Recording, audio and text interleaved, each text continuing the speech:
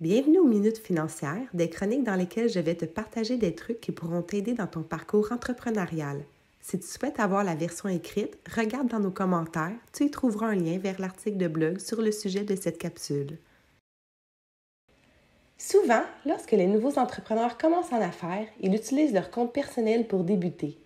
C'est une erreur que je te recommande de ne pas faire. Je te conseille d'avoir un compte bancaire et une carte de crédit distincte. La première raison pour laquelle je te suggère d'utiliser un compte distinct pour ton entreprise, c'est qu'en utilisant un compte à part, tu diminues les risques d'entremêlement des transactions personnelles et corporatives. Aussi, lorsque tu utilises un compte séparé pour transiger, tu facilites le travail de ta comptable. Ta tenue de livre est plus rapidement effectuée, de même que tes rapprochements bancaires et ta déclaration d'impôt. Le travail de ta comptable étant facilité, ta facture sera diminuée. Une autre bonne raison d'ouvrir un compte pour tes affaires est que si jamais tu es soumis à une vérification du fisc, il sera beaucoup plus facile de prouver tes revenus et tes dépenses si tes transactions corporatives sont à part.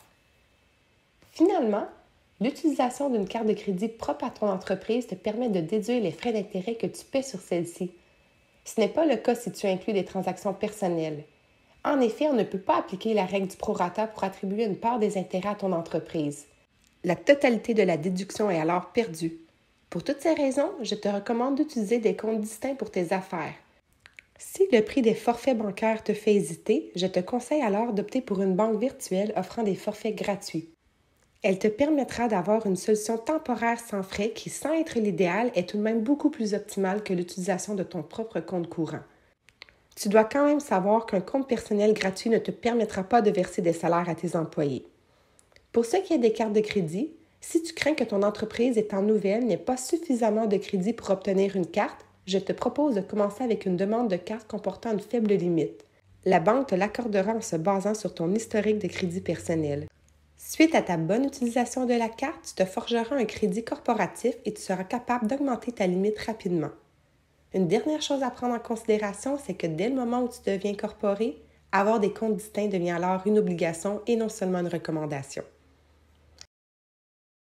Si tu as aimé cette capsule, n'oublie pas de cliquer sur j'aime et de la partager. Tu peux aussi t'abonner à notre chaîne pour voir nos nouveautés. Si tu souhaites avoir la version écrite, regarde dans nos commentaires, tu y trouveras un lien vers l'article de blog sur le sujet de cette capsule. Si tu souhaites obtenir un rendez-vous avec notre équipe pour une analyse gratuite de tes besoins et une soumission, regarde dans nos commentaires, tu y trouveras un lien pour réserver.